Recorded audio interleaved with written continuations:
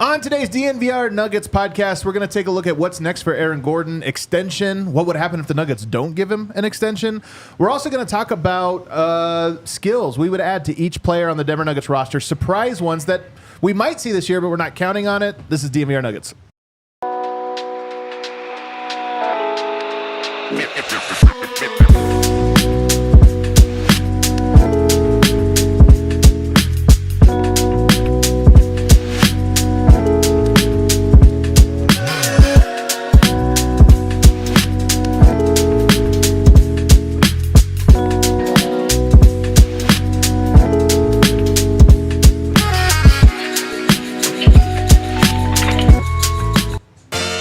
Started up a little early today. A little early. We're having breakfast today. Throwing off the routine. Throwing it off a little bit. What is up, everybody? Welcome to the NBA show. Let's go. Let's go. Better than I expected. Live from Toyota Lounge, driven by your Front Range Toyota stores. Toyota, the official vehicle of DNVR. Hop in the Toyota chat. Let us know what you're thinking. Very interactive show for you today. Oh. Very interactive because we're going to be going by players and talking about skills to add. So you can tell us, hey, I would like AG to have this year that he's bringing to the table. Should be a good one. A man in all black today, Harrison Wind. Early time slot. This is like when the Nuggets play a game at like 1 p.m. Yeah, I know. Yep. Even though it's only an hour earlier for us today, feels way earlier than that. It's somehow always in New York, too. Yeah. It's like they're the double matinee at the Garden. Oh, yeah. On Sunday, where they're out all Yeah. night, and then they're terrible. Yeah. The Nets beat them. Over here. Every time. Over here, repping the new Pac-12 CSU, it is D-Line Co. That's right, guys. I'm proud to be here on the stage today. Proud to be on the podcast. Yeah. I'm going to tear it asunder. A lot of people wonder, what does D-Line have for breakfast? People have asked me this before when I bumped into them. Sure. What do you want to show them what your That's breakfast a normal is today? thing people ask you Yeah, about. they're like, what does he eat for breakfast? Got a ring pop on it, shaped like a skull. It's a We're having a little morning ring pop. Dia de los Muertos ring pop. I've been calling it the Dia de los Dulces. Well, that's Okay. all right. All right, then. Yeah. That was pretty good. Why didn't you bring one for the rest of us? I've been slowly eating them throughout the week, and this is the only one that remains. Yeah. Guys, See how on it is. today's show. By the way, DNVR Bar open now at 11 o'clock weekdays, which is awesome. I think they honestly did that so that I would eat here every day. You are a loyal customer. Very loyal customer, man. What would you order right now? Typically, you might think a salad, but I'm starting to get hungry. So I might Okay. actually go like for a bigger meal. I might do the chicken Well, sandwich. It's about lunchtime. You know, I love the Ralphie. No, you do love it. Yeah. But we'll see. Just letting people know, if you ever wanted to come in here for your lunch hour, lunch break, hang out, we're doing the show, so you can see us doing it. Or you could just come here. We have the Wi-Fi, hang out, do whatever you do. Guys, I have some news before we get into our topic on AG. Oh, yeah? I don't know if you saw this, Harrison. I know you're on top of the news. ESPN has allowed for a new review rule. You know how we needed more reviews and reviews to be a bigger part People of the have been NBA saying game? that. Yeah. Now, the NBA has expanded the permissible scope of coaches' challenge reviews on some out-of-bounds plays, saying, they said this on Tuesday, that if a foul should have been called on the play, it now can be assessed shortly after the fact. So we all know this. Who was the ball out on? And then you go to the play, and it's like, well, it's out on Jokic, but he was freaking hacked across the arm. But technically, all you could review was who it was out on. Now, not the case. Out-of-bounds plays, you can review it and determine that there was a foul. Do we like this? It was unanimous, by the way. Everybody agreed to enter this. Except James Dolan.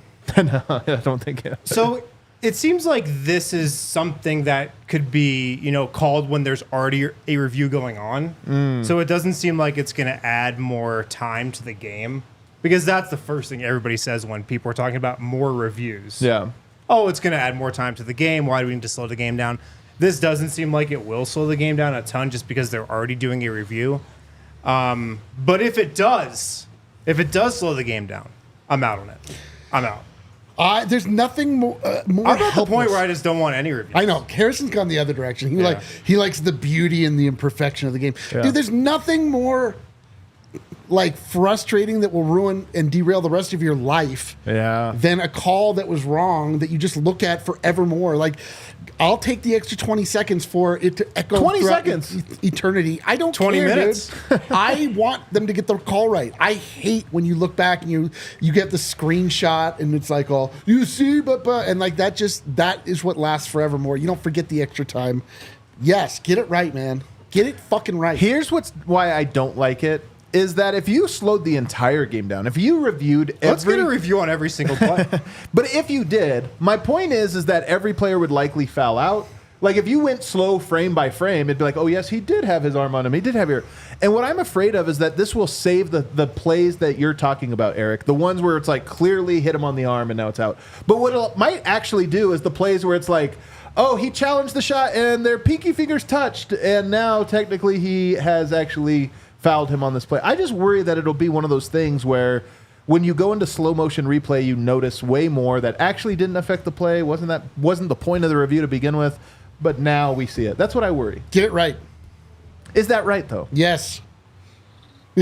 Adam wants there to be a 65-year-old guy with cataracts calling balls and strikes for the rest of his life. We're like, oh, it's the beauty of it. It's the human element. It makes it more interesting. Get the call right. We have. What's funny about baseball is there's no ambiguity there. There's a little box, and you can have a robot.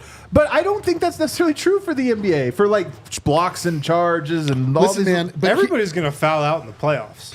Here's how this is going to go, though. Here's how this is going to go is that you watch soccer now? Yeah. And when you see them review, when VAR gets involved and they review who's offsides, and they have a 3-dimensional composite photo of where the it's going to get to that point where it's not going to be a guy just looking at it. They actually have the ability to track very precisely, and they'll be able to just like quickly go. This is the first step into getting it right. But those are sports where you're talking about a line. Is the guy's toe beyond that line?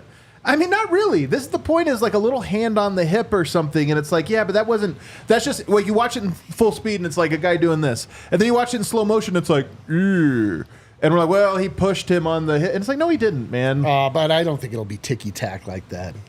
I'll tell you the worst thing about reviews is they ruin great moments in NBA games. Jordan push-off, final shot. Yeah, imagine if the ref just had to stop the play. Hold on. Right after it to go check the monitor to see if he pushed off or not. No, push off. There's nothing that kills a buzz in an NBA game more than going to the monitor after I'll tell you what kills a buzz is having an inbound play that gets derailed and should have been the other way, and then you spend your entire rest of your adult NBA life bemoaning a missed call. Like if the NBA didn't have review, the Nuggets probably beat the Blazers in 2019. Do you remember that one review where it was like out on Jamal's finger? But it was out on him. It really was. It was out on him. I mean, what are we supposed to do? I hate it because I do think that reviews have ruined the game, and even if you get the one big or two big things right, it just feels like over the course of a season there's 1,000 ones where it's like, did we really have to review this? Maybe just for the playoffs? To me, that's my thing. The regular season games don't matter anyway. Get rid of it. And then bring it in the playoffs when we all have the patience for it anyway. I don't need a 10-minute review to see if the ball was out on Marvin Bagley. I just don't need game 14 Orlando versus Charlotte. I don't disagree with you that slowing down games is not a good outcome of this. Yeah. But I think this opens the door to a speedier way of going about it and just getting it correct. Yeah. Our main story here, though, we're going to dive right into it, is, the Aaron Gordon conundrum. He's eligible for an extension right now. He does starting September 27th. Not right now. In a couple weeks, he's eligible for it. But it is also this thing where he's at the age right now where I think it is at least fair to question. He's irreplaceable for the Denver Nuggets right now. But an extension is going to carry him for a long time. So walk me through real quick, Harrison, how you approach the question of, do you extend him now? Do you wait to next year and then extend him? Or is it possible that this is sort of the last run with Aaron Gordon and we have a KCP situation next summer? Doesn't it feel similar to the KCP situation? Sure does. I still do believe that the Nuggets did not extend KCP, not because they didn't want to pay him, right, but mostly because they don't want to go into the second apron and deal with the stuff that comes with that. That was the number one reason. And if you extend Aaron Gordon, and the extension, like I said, eligible September 27th, it'd be like 4 years, maybe $140 million. Our friend Ryan Blackburn laid this out, I think, yesterday. Starting salary around $32 million. I've got to think that would take them into the second apron as well, especially with Jamal Murray's extension done now. That became official yesterday. So if the Nuggets didn't want to go into the second apron for KCP, would they do it for Aaron Gordon? I think that's probably the question they have to ask themselves. I think that probably has a lot to do with how this season goes.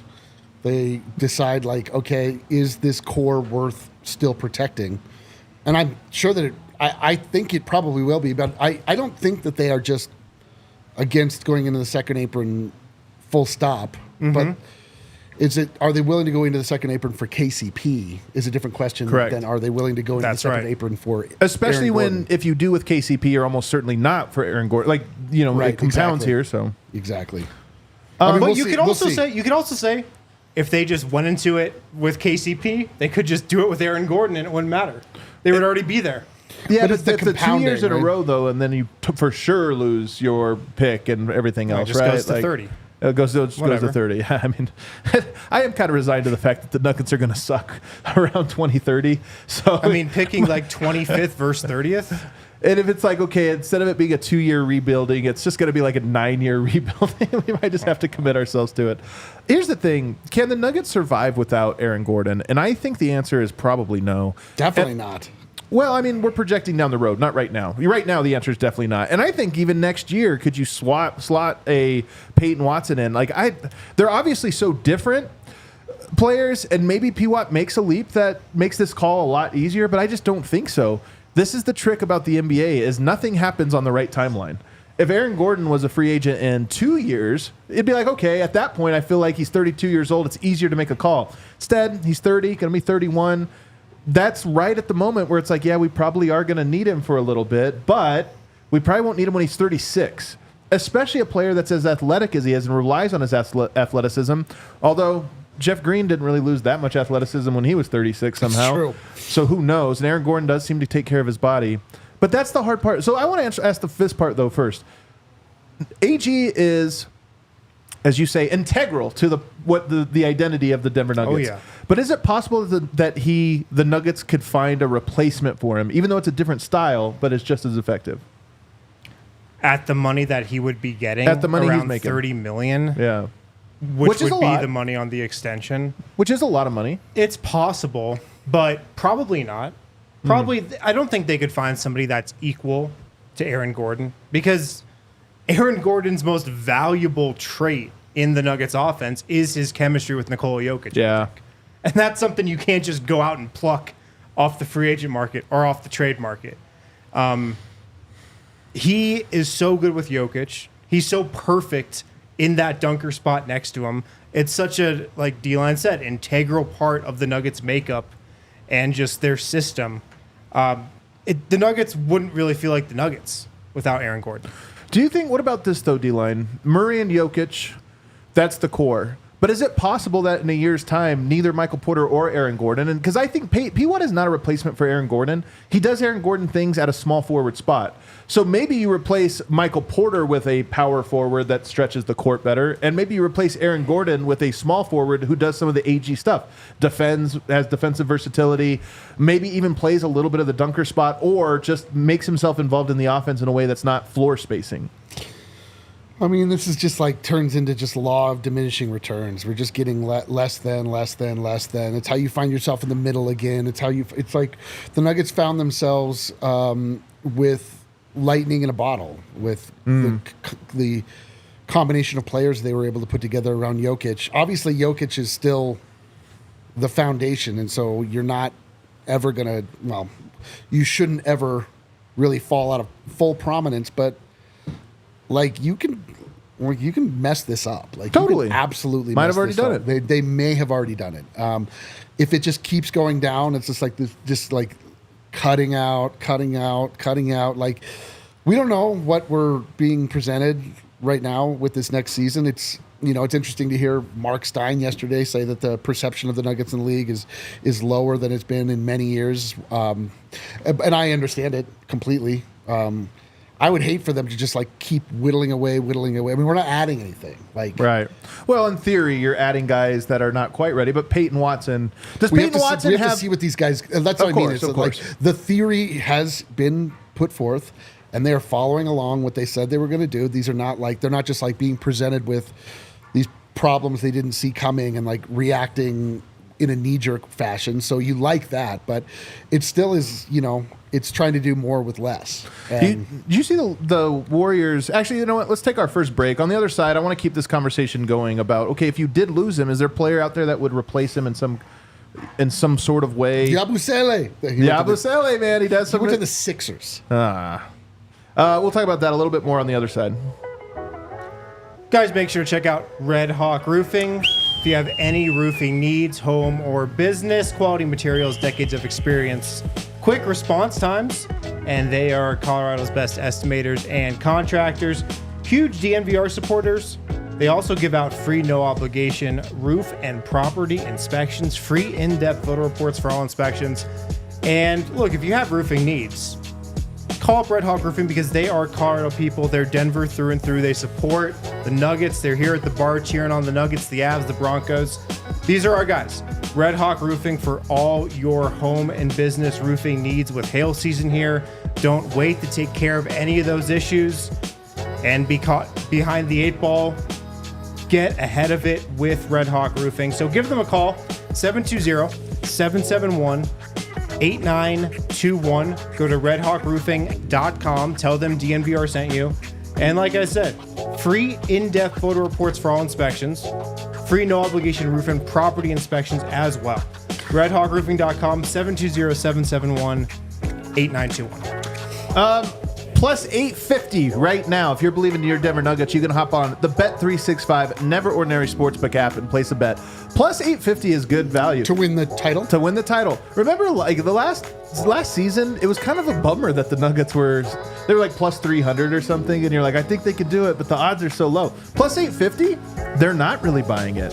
That's good value, I feel. Like you could really make some money here. So also right now, as I said last week, NFL season, the opener. Last weekend was the best weekend to get in on sports betting, but you could make an argument that like New England beat Cincinnati. First weekend, that's for suckers. I was just going to say, Well, dude, Joe the Burrow first can't weekend, hold a water bottle.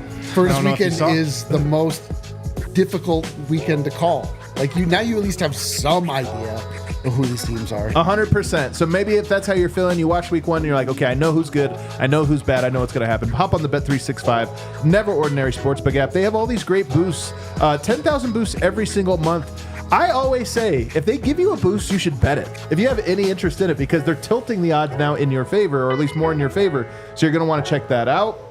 So download the Bet365 Never Ordinary Sportsbook app right now. New customers can choose between 2 offers when they open an account at Bet365. You use the code DNVR365 at sign up. You deposit $10 and you can choose between either a bet and get offer. Place a bet of $5 or more and get $200 in bonus bets no matter what.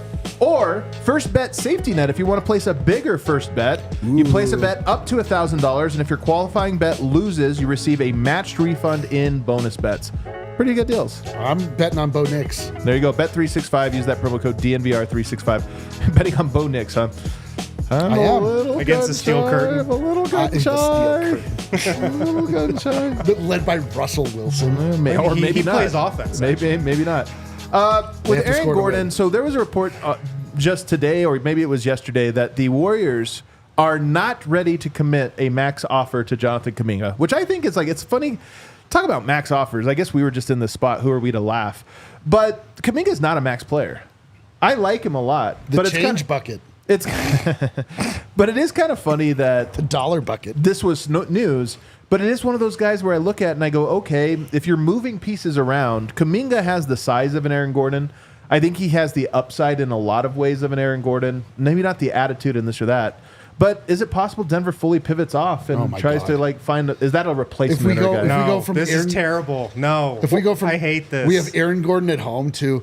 We have Aaron Gordon still at the store. He could be good though. Like he's almost in an Aaron Gordon spot where he's now being undervalued. No, he's not. No. I would rather just roll with Peyton Watson at that spot than Jonathan Kuminga. Why do you hate Kuminga? I'm surprised by this. Well, I mean, I would just rather PWAT next to Michael Porter instead of Kuminga if we're just like talking about roster construction and how they'd fit. But how so? They're different players. I'd rather the defender.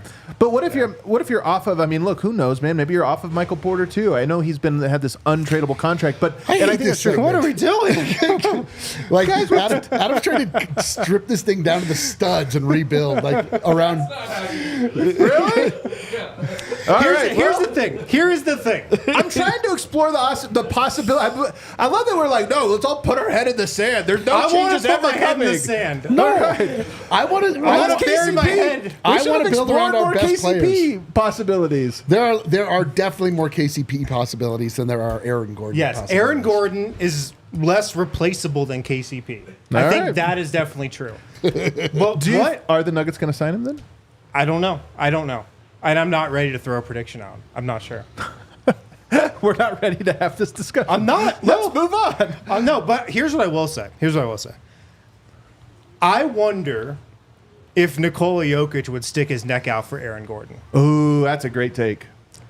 Maybe he tried to for KCP.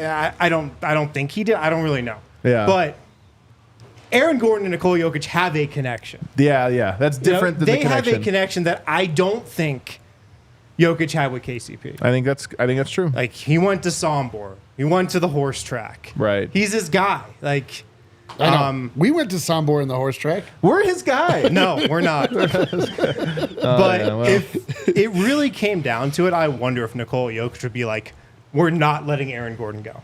And what Nikola Jokic says and how he feels about the team is the most important thing when it comes to the Nuggets right now. I agree. He wanted to play with Russell Westbrook. They got Russell Westbrook. And look, he's Mr. Nugget, man. I don't want to lose him either. I just know that we are in uncharted territory, as evidenced by KCP being gone. Like, it's not the Nuggets of 2017 where it's like, oh yeah, everybody's just going to be here forever, and that's why I throw it out there. Yeah. I honestly think it's one of those things where I think AG is going to be here for a while longer, but I also really hope so. But I also don't think it's a lock. I think that is a thing that is possibly not going to be the case, because you could see how the Nuggets plan that it seems like they enacted with the second apron would go forward the next couple of years. Not going into the second apron by KCP, Christian Braun steps up. Right. Not going into the second apron for Aaron Gordon, Peyton Watson steps up. You could see how that could be the plan. 1,000%. It just feels like that is Aaron Gordon to Peyton Watson would be a more substantial drop off than KCP to Christian Braun. And again, this is a year down the line, but I still feel like that'd be the case. I don't know if this is how the world works anymore, but when Eric and I were just young boys, when you came back to school from a summer off, and because you didn't see, like, the kids that were in your neighborhood you would see, but there are a lot of kids that you didn't see for the whole summer, and then people would come by with surprise haircuts. And you're like, did you get an earring? And I'm like, yeah, I got an earring. Wait, this is personal experience? Did you ever have Is this story time with D-Line? It sounded like I was asking somebody else, but they were asking me. And yes, I had an earring. It wasn't a great choice, but we all made bad choices. Wow. That's incredible. What'd you go with? Like a little tiny earring? So I got my mother took me to Claire's in the mall. Yeah, to Claire's. That's where you do it. And then did it hurt? It went like this. The gun went. Apparently, you don't feel it. Oh, you feel it. The gun went thunk, and then my mom goes, "Oh, it looks awful." And then, she was right though. And it was, I got a stud. You start with a stud. You start with a stud. And then I have a hoop earring. I mean, I don't know any adult man that would have a hoop earring these days. Since Michael Jordan. Oh, I'm sorry, Kale. I didn't realize you were listening. Anyway.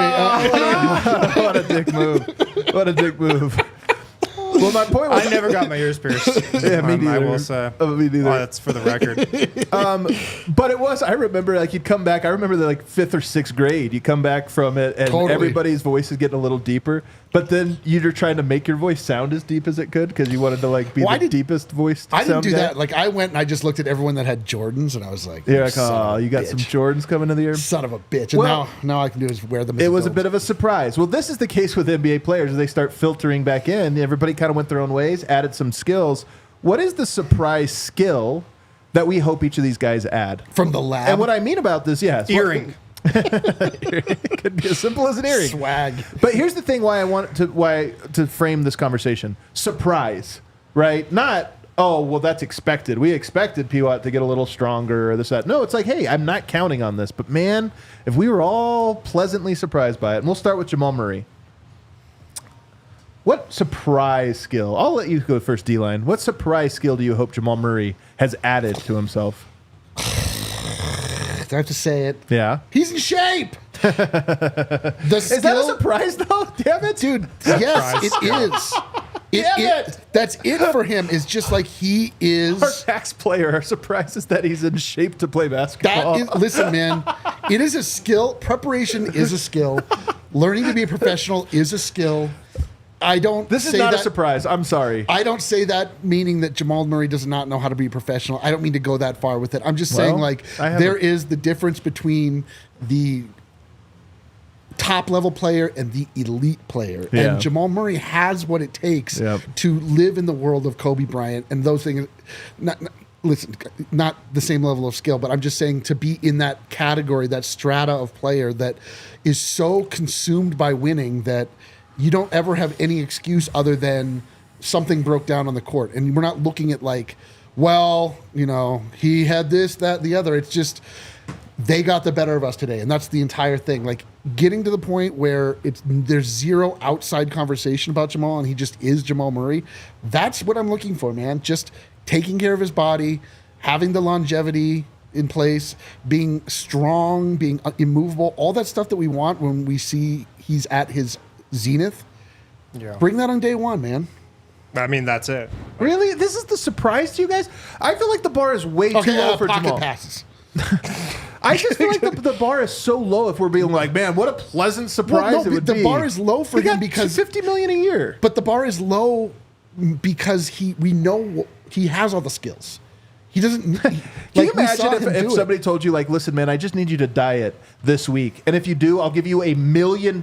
Yeah. And if you do it next week and you just stay on the diet, I'll give you another $1 million. That's like when Andrew Wiggins was getting his max contract from the Timberwolves, and Glenn Taylor, the owner, was like, "Promise me you'll try and get better." Yeah. And Andrew Wiggins is like, "I promise." Yeah. And then they gave him a max contract. Yeah. That's actually what happened. Yeah. But it's not like Jamal That's a Murray's surprise, huh? But Jamal Murray's not like out of shape. Like he's not like me. He's like he is not in peak. Yeah. He gets like fatigued after a while. It's like stuff that you're like, you gotta work through it. I mean, like you just gotta do it. Surprise. So you too.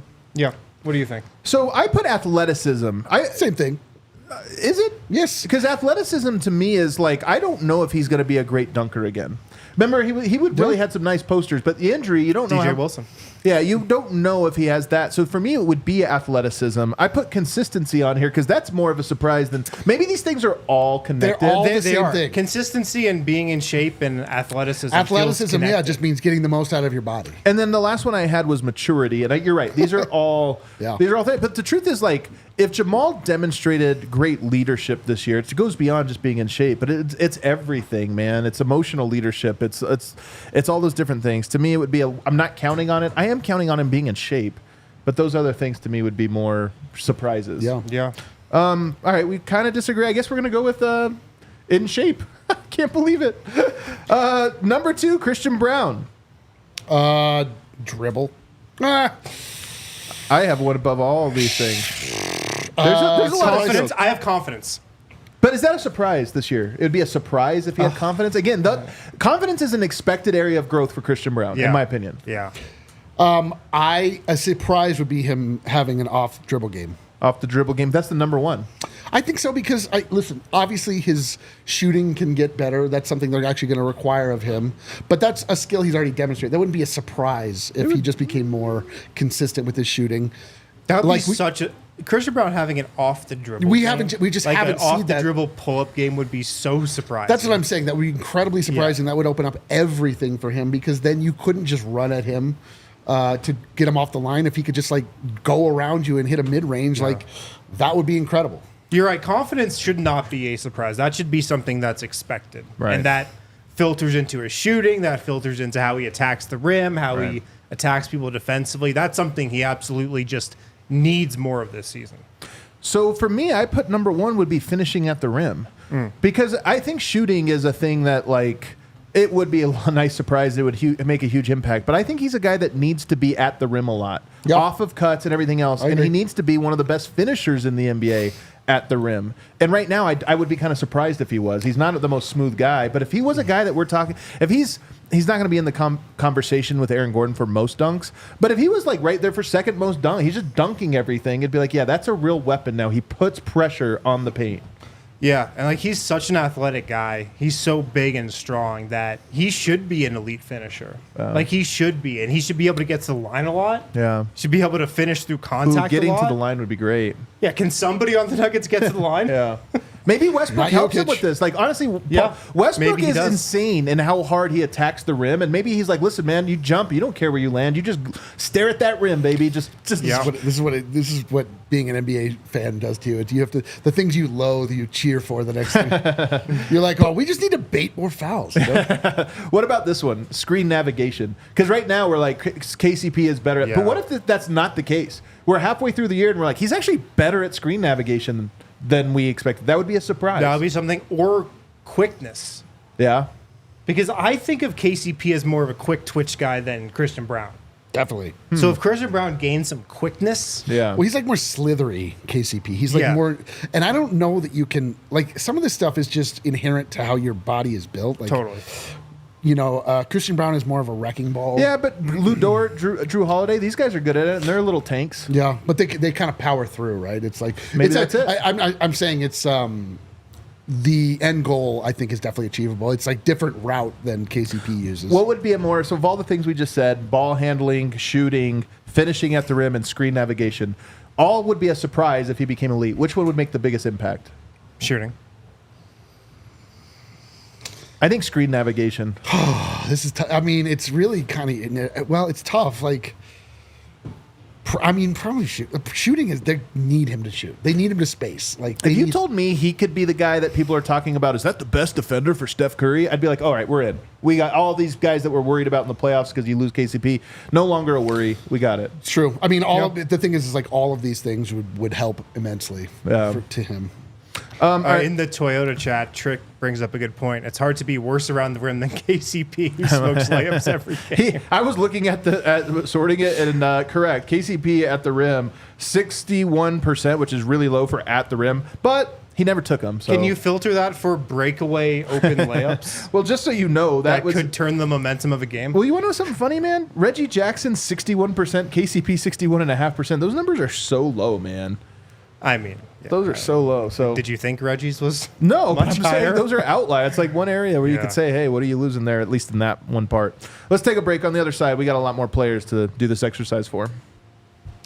Guys, we're so excited to partner up with our friends over at UC Health. UC Health knows how important mental health is and encourages Coloradans to live their healthiest lives through statewide initiatives that include taking care of your mental health. They want you to live like there is a tomorrow.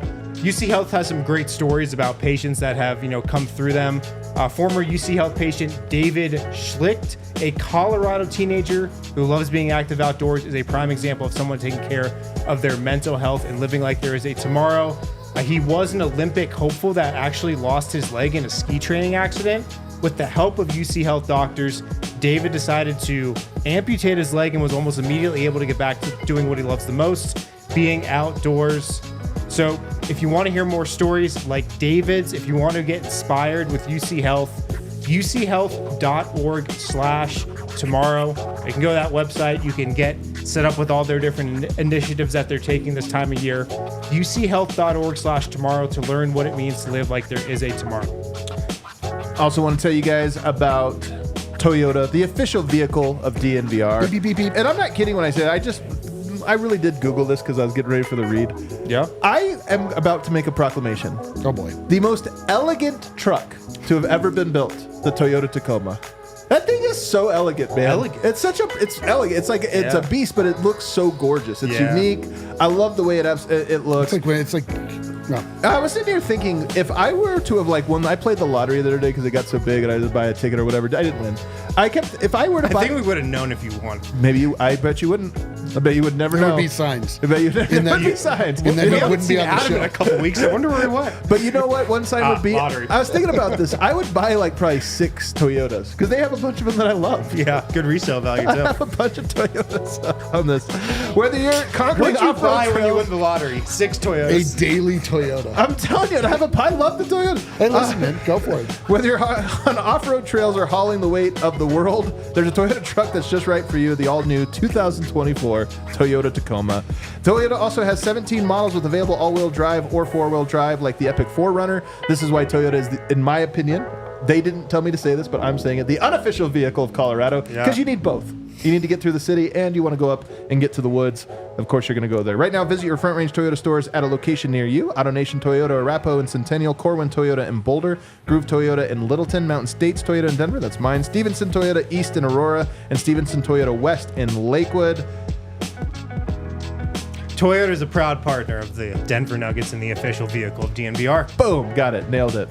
All right, back here, segment 3. It's like Westbrook throwing the lob to Jokic. That is. Or Jokic probably throwing the lob to Westbrook. That's more accurate. Back here, segment 3, guys. Hop in the Toyota chat. Play along with us as we continue to do this. But we now move on to Michael Porter Jr. Michael Porter Jr., what surprise skill would you add? D-Line, you want to take this one first? Michael Porter Jr., surprise skill? I mean, it's tough because a surprise skill. I mean, you look at the skills he has, you want him to just be the knockdown shooter all the time. Which that like, come on. But I don't say that's not adding a skill. Like a surprise skill would be like he's able to fluidly play defense again. He can like be point of attack fluidity, and then that's not reasonable or realistic. But it could be a surprise. Another surprise would be, again, just like with Christian, is just like him developing more of an off the dribble game. Okay, off the dribble driving, maybe. Absolutely. I mean, you just make yourself more versatile, and you make yourself tougher to defend if there's no predictability in what you're going to do when you have especially on that second unit, man. If he's like, hey, in those units, we're like, man, he keeps driving to the rim. This is a nice drive. Totally, and he's shown that he does that from time to time. I think it would be Michael Porter being able to carry a lineup offensively. That's something I would love to see, but I would also be surprised if I've seen it because they've put him in some of those positions occasionally over the last couple of years. Mostly it's happened when like Nikola Jokic or Jamal Murray have been out. Yeah. And it hasn't looked good. Like we've all been excited for those games where, okay, it's going to be the Michael Porter Jr. show, and it hasn't translated. If he could carry a bench lineup by himself, that'd be huge. Those are two very good ones, honestly. The third one I had was IQ. Like, what if we just came, this year was the year where like, man, he's actually one of the smartest players on the team. He had a level up like Aaron Gordon did. I mean, it's been happening. I mean, this is a thing that has been happening. But yes, actually, that's a great one. Exactly. Yeah. Just like AG that one year where we're like, man, he's really smart. What if that was it this year where we're like, man, he keeps making really good reads on both ends of the court? Would be a surprise. But it would also, I think, make an impact. It would. I think one of the reasons, some of this is on, in my opinion, Michael Malone for putting him in a corner. But I think part of it is he's like, yeah, man, to be out of the corner means you need to read quicker. And I don't know if he can do it. But if this year he is, I think that'd make an impact. I mean, it just opens so many more things up. Yeah. Because the more elite IQ players you have, just the more creativity you can have in your offense. I think of all these ones we did, yours might be the best, anchoring the second unit. Oh, for like next season. Huh? That's not a skill. I mean, it's a collection. You're right. You might be a collection of skills. You said athleticism. No, I did not. No, he said dribbling. He said off the dribble game. No, for Jamal.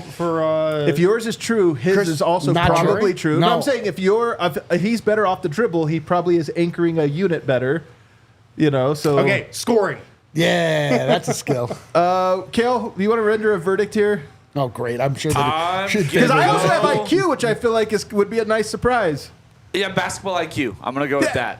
My guy Kale coming through. I like basketball IQ. Aaron Gordon. Surprise skill. Shooting. That's a pretty easy one here. 3-point shoot. 3-point shooting in particular? I don't know. He was in that gym where nobody ever misses. So I'm saying, like, he's never missed a shot. His shot's looking good. Like Yusuf Nurkic before him. We've seen that he's developed a 3-point shot. New number, new stroke. I mean, that really is it. Like, because he finds himself out there so often and left alone so often that he has to be able to make people pay so that they won't do that anymore. Then it opens up the dunker spot for it's just like everything is a call and response. So he just has to be, strike fear into the heart of the defender so they don't cheat. Yeah. You rarely see players at the point in their careers where Aaron Gordon's at suddenly develop a good 3-point shot. Yeah. Like, if it was going to happen, it probably would have happened already. It's true. It's not like he hasn't been grinding and working on his shot for the last couple of years. Also, if he shot, let's say, 39% from 3 this year, what's your confidence level on the same volume? What's your confidence level in a short 7-game series that would maintain? Right. No, I wouldn't have a ton of confidence. And that's part of this, right? Yeah. Like Christian Braun shot 39% last year. Were we like, oh, got to get our shooters out there? No, because in the playoffs, you kind of stop thinking about percentages. Yeah. And it's just, okay, is this guy a shooter or not? What about free throw shooting? What if the That'd be a 3-point great was one. the exact same, but this was like a 78% free throw shooting year? I do love the idea, though, that, like, in the offseason, basketball players are like, I should work on shooting. Yeah, wait. Why haven't I been shooting it? They're like, I go to the gym every day. I run jingle jangles for 3 hours. I go home. I don't dribble or shoot. What am I doing? In the chat, FU says AG post-up game would be interesting. It could be a way that, like, we're trying to think about non-Jokic minutes. If Aaron Gordon had the ability to anchor it from the post a little bit more. Are you doing that if Saric is out there in Westbrook? Probably not. So I like the thought, but I don't know that it's actually a huge value add. And he's really good at posting up with the starters. When there's a switch, he posts up. They do go to that a lot. And he kills them. Yeah. So free throw shooting or 3-point shooting, what do we think? I mean, the bigger surprise would be 3-point shooting, probably. But what would be the bigger impact? They both would be surprises. I think 3-point shooting Probably might be. 3-point shooting. All right. Just put 3-point shooting, Kale. And then Jokic. Oh, Jokic. 3-point shooting. Everyone on the Nuggets get good at 3-point shooting. It's what everyone keyed in on us. I know. It's kind of true. I mean, the only other thing you could say is maybe perimeter defense or just defense in general. If this was by far Jokic's best defensive But he does year, improve when it matters. He does, every single time. He needs to hit 3-pointers. That's it. That's it. That's the only flaw. And I don't even know if there's clutch free anything throws. else. what about leadership? Leadership would be good. I think he's already proven that he has that. Like, Yeah. and I don't think that would be surprising. If he just came in and was like had resurrected his 3-point shot, You're so right. that This it's one's not that 40%. I know, clutch free throws and 3-point shooting, the only chink in the armor of Nikola Jokic. Man, Tommy Whiters has one that I hate how accurate it is. Jokic's surprise skill is that he only takes 2 shots of Rakia. Not pregame. I don't think pregame, but maybe Post-game? maybe postgame. Hotel bar? That would be a very surprise. 3-point shooting for Jokic. Russell Westbrook. Let's go to the bench here. Surprise skill. Deferring. Shot selection. Shot selection. Playing in the system more? I think like, shot selection is a huge one. Yeah. absolutely. Like, It would be a surprise, wouldn't it? This is the biggest thing. is him playing Again, a role. This is a thing where you don't see guys at that stage in their career change their games up that drastically. But sometimes you do. Vince Sometimes Carter you do. famously added another 8 years to his career when he was like, all right, I'm a Yeah. shooter now. I'll just get Yeah. to the corner. Yeah. And Vince Carter's a Hall of Famer. That's an all-time great. But I am with you. It'd be a shock. My optimistic hope is that he is better at it than ever, but still not good, right, at shot selection. But if he was actually just good, then that was not a storyline we talked about all year. Right. Like, if he just seamlessly folds in and is part of the offense, and we're not talking about Russell Wilson. Woo. Well, Russell Westbrook we're talking about the bench. right. It's not just like he's just a part of a unit, Great unit. and and they play cohesive basketball. They play complementary basketball. There's not like, oh my god, dude, why did you shoot that? Which there invariably is going to be, but it's just he has enough things going in this direction for him in life to be able to sort of like take a breath, take some self-reflection, understand like where he is in his career, measure it up against the greats, understand where and who he can be in this world. He's had time and the appropriate perspective delivered to him. I just hope that it is sunk in. I think playing within the system is a great one, but the Nuggets do kind of need Russell Westbrook to be the alpha of the second unit. For sure. Yeah. They need him to Leadership be or the something. leader, and I feel like that is the perfect type of role for him. I would not be surprised, though, about that. I actually think that's why he Right. was brought in. Totally. So that one, to me, almost goes in like I expected. The last one I have, though, and that shot selection is probably number one, but there's another one that might be equal to it, and that's finishing at the rim. Mm-hmm. He has not finished at the rim very well. He's going to put pressure on the rim this year because that's what he does. if he had a surprisingly good year finishing at the rim, I think it would actually open things up for Denver in ways that there would be compounding interest on that. So I think that one might be 1A, 1B. I definitely agree. Something else that Westbrook can bring to the table is rebounding. But would it be a surprise? He's the best rebounding guard in history. Right. Okay, I'm not talking surprise. I'm talking. Yeah. Now I'm just on Russell Westbrook and how he could help. The Nuggets just dropped off in rebounding last year. Yeah. So shot selection or finishing at the rim? Shot selection. But finishing at the rim, that's what he does. He doesn't though. He finishes really poorly over the last 3 or 4 years. Getting to the rim is what he does. Getting to the rim is what he does. But and he finishes at like the rate we were just talking about with some of the other guys. He is like Christian. They go quickly in, and then they don't have a lot of touch when they get there, so they don't like Jamal. He used to though. He used to. He used to be that he just dunked. Dunk. That's a difference. And like Jamal has finishes. Where you're like, oh my god! Like it spins off. It's just unbelievable. So much touch. It's like Russ has to dunk, or he just comes in and like clangs it off the backboard. Well, finishing at the rim also could be a thing he didn't add. It's a thing that's a consequence of sharing the court with Jokic. Definitely. That it's a little open. So, but we can go with shot selection because I actually think it's the big question for Russ. Can he shot selection? You could even put defensive playmaking on there. He does do a lot of that. But if it was like the story of Russ was he just when he's out there, defense goes crazy. Julian Strawther. Shooting. No. That's what he's got. If we're surprised by it, then we're in trouble. Passing. Being a playmaker. Playmaking. Being a guy that really does give the Nuggets another guard in another ball handler. In the second unit. It's like him and Russ has great backcourt playmaking duo. It opens it up so that Russ can play with the starters more often. You can stretch out minutes. I mean, it just like gives them an immediate sense of calm and confidence that they can kind of shuffle the chairs around on the boat a little bit and like get the best matchup for the opponent. Obviously, like Christian Braun has shown that he can do a little bit of that too, but like not like Strawther. I would agree, Strawther and. But I also don't count on Strawther to be elite at that this year, or even good at that this year. So if he was, it would be a surprise. So if he was, it would be a surprise. Yeah. That's probably it. Playmaking. Dribbling, creation. Yeah. What about defense, though? What if it was like, you know what? He's actually a pretty good defender. That'd be amazing. I think he's going to be a pretty good defender. You do? I wouldn't be very surprised if Julian Strawther is just a capable defender this year. If he was like, you get into a playoffs and everyone's like, okay, that's the mark, and you get through a game and a half, and it's like, hey, man, I mean, guys do score on him, but it's actually inefficient. Yeah. Don't ISO him because it's actually you're wasting your time thinking it's a mark. Playmaking, probably number one. Yeah. Playmaking for Strawther. Creation. Peyton, PWAT. Shooting.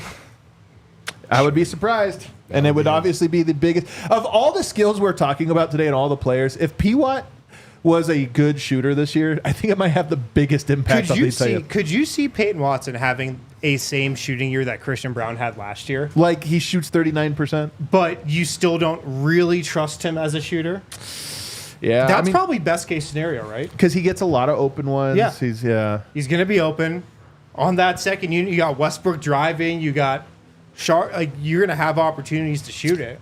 You know what I would like to see him do is just because I just really think that his path in this league is through defense. Like it's never going to be through offense. I don't think. It's just I want to see him stay in front of guys. Yeah, people go by him. Like he's then really big. He's really big on the chase down recovery block. Like that's his bread and butter. But guys get around him way easier than you would expect. And so I think that's probably, working on like side to side speed, like being able to shuffle more quickly, just getting to the point where a guy's not immediately on your hip, and then it's a matter of playing a different style of defense. Like just getting it so they're not penetrating in, which opens up the ability to kick back out, all that stuff. Like just keep them at the perimeter. I think that these are both good ones. I will say that, man, I saw Ball is Life posted on his birthday yesterday. Shouts, happy birthday, PWAT. That they posted the highlight mixtape, the Ball is Life highlight high school ones. PWAT, it's under-discussed how gangly he is. Dude, this came up in the girth convo. No, he's girthless. But I'm just mean like when you watch. But he also has like really long arms and legs. Yes, and like when you watch, even in high school, he just kind of like he's a Rottweiler puppy. Like Yeah, he's that's like exactly a it. Great Dane puppy. He's just got to. And this is the question with him: exactly is he going to turn into Giannis or Kevin Durant? Right. I hope he It's turns one into of the Giannis. two. Yeah. Well, I think in the chat, Tommy has another great take here, which I think is shooting is number one to me because it's the easiest and it applies to the most possessions. But I just think that he is a ball handler at his final form. That'd be wild. And I don't think it's coming this year, so it'd be a surprise. I do think if you told me like 5 years from now, I'd be like, yeah, PWAT is like a good primary ball handler in some lineups, some configurations. Malone has been slow to roll this out. If it happened this year, though, I'm telling you, it changes the trajectory of the Nuggets because then you start to look at PWAT is the only player on the roster that we don't see right now that I think could be a star, could be one of the big three. Yeah. A potential big three. And if you saw that this year because his playmaking was so good that you actually run offense through him sometimes, huge deal. But shooting to me is the most immediate. To me, I just see PWAT's path through this league as like a Minnesota Timberwolf that gave us Jaden McDaniels, like that kind of guy. Like, But I think he's close to that already. yes, but I mean, Jaden McDaniels is a straight role player. But it's like without the downside, like he can still do more, but like you view him as that guy that like really locks down the defense. Why wouldn't the Nuggets give Peyton Watson opportunities to dribble and play make with the second unit? Is there a better option really that they've been going to?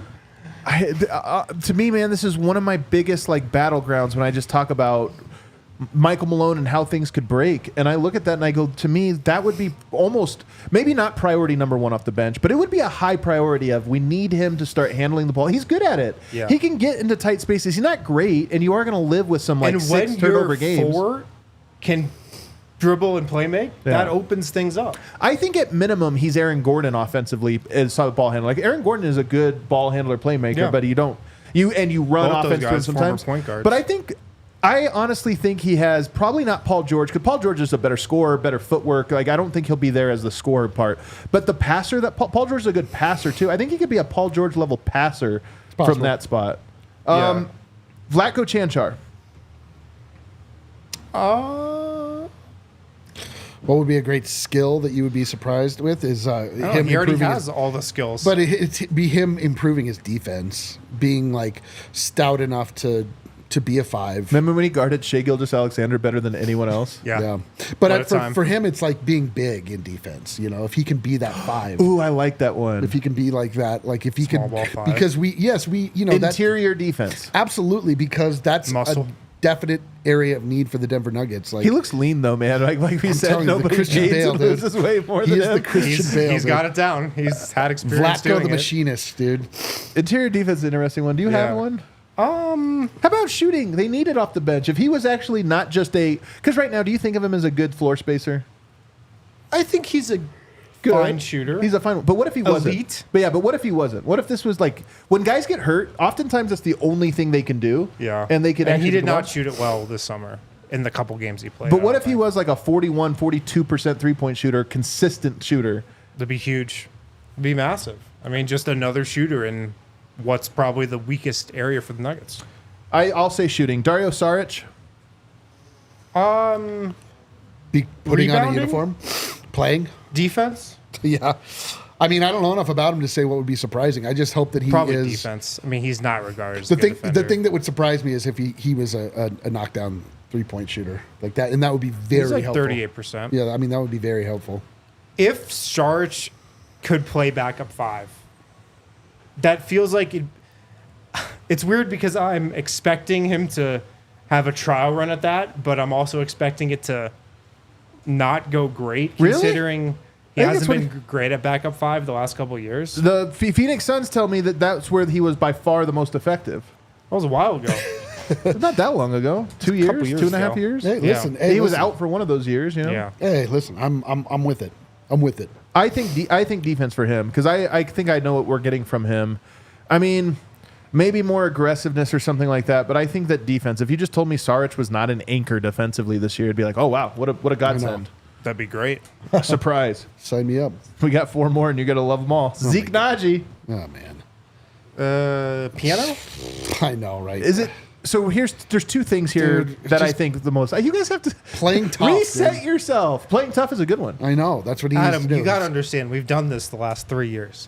Well, He's time got to do it again, boys. He's got to play tough. He's got to get rebounds. Toughness is a good one. That's what he Yeah. has to do. Like because we've seen that his stroke is unreliable to say the very least, but he does have size and he does have lateral movement and he has these things that we were excited about, like he's switchable 1 through 5, all these things that we talked about, but then he just gets bullied in the inside and it doesn't, like you can't then switch him 1 through 5. What about shooting? Well, this is what I was going to ask. So rebounding, your toughness plays into rebounding because he's like a shockingly horrible rebounder for a guy his size.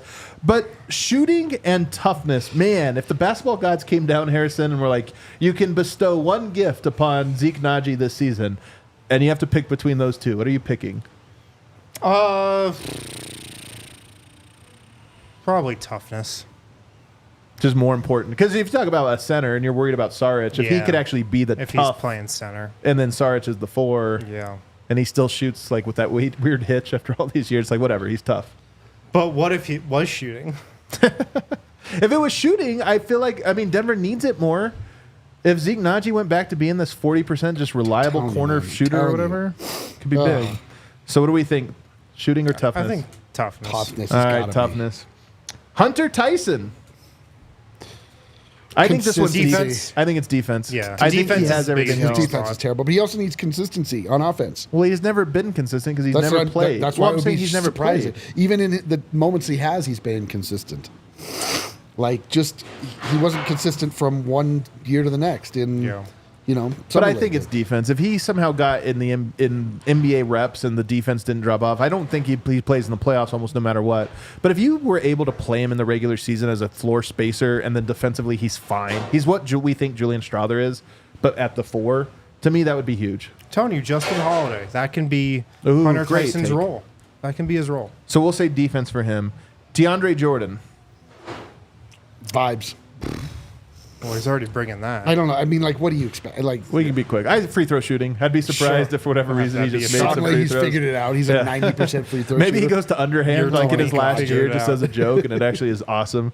And then I have on here Jalen Pickett. We might as well do it, boys. He's on the roster still. He is on the roster. One still. thing. We're saving him with one thing. One surprising skill. I just put tempo down here because I think that's Yeah. his biggest thing. He Yep. plays so freaking slow. But if for whatever reason he's gotten better at that, Yeah. I mean, That would be meaningful. Tempo's good. That would be meaningful. confidence, you could say it would be another shock because at this moment, Not great right now. I don't think he has confidence. Not great Yeah. right now. And if he came in just the most confident guy in the world, Height. height, jeez. I'm with it, man. Bring it. What are the odds that? All right, pull up the list. Kel has them right there. What are the odds that any of the skills we predicted here will come true? I think that Jamal Murray's can come true. Jamal Murray is likely to come through. I think Peyton Watson, with some of the stuff we Christian talked about, Braun him could come through. Christian Brown's could come through. I'm going to set the line at 1.5 because these are all surprise skills. What was Jamal Murray? Just being in Condition. shape, Elite basically. shape, yeah. That could happen. Christian Braun finishing at the rim. That could happen. Yeah. Peyton Watson, Michael Porter playmaking IQ? good. I'm Yeah. not ruling it out. Not ruling it out. Would be such a great story. It'd be He's- awesome. He's got the foundation. It's in order to keep He's learning very, in life. you You know, have to be curious. curious. He's been so curious There you lately, go. man. There He's you been go. so curious. Looks And then so good at this. 3-point shooting again. Like we have seen nothing to indicate it, but at the same time, the years he has shot it, we didn't see it Well, coming if either. you're operating on the every other year, Is that what timeline. it is? Are we due? we're due. All right, we got any super chats, Kel? Just a couple. Who from? Well, I'm sure you'll be shocked. Actually, I am. Lucas. Should we sign Ken Carson? Who's that? Who is that, Lucas? Ken Carson. American rapper. I'll cite him. Ken Carson. Know your audience here, man. What else we got? Cedric. I hope. Yet no, because KCP gone. Nice hoodie win. Thank you. Thank you. All right, there you go. Oh, we missed one from yesterday. Ulysses. Oh, come to Ventura. Sacktown. We were talking about going to places for a road trip. Oh. I've been to a game at the Kings Arena. Very nice arena. But we're saying, where would you go? It sounds like you're already there. Yeah. Right. We're That is looking what for it sounds like. where others would want to go. I to also follow. don't know if Sacramento. Yeah, if we said we're going to Sacramento in February, I just don't know if we would sell the most tickets. But I don't know.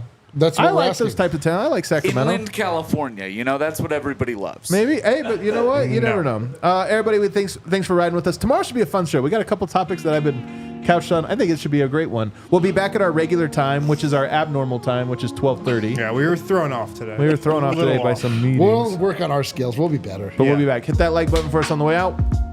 See you next time.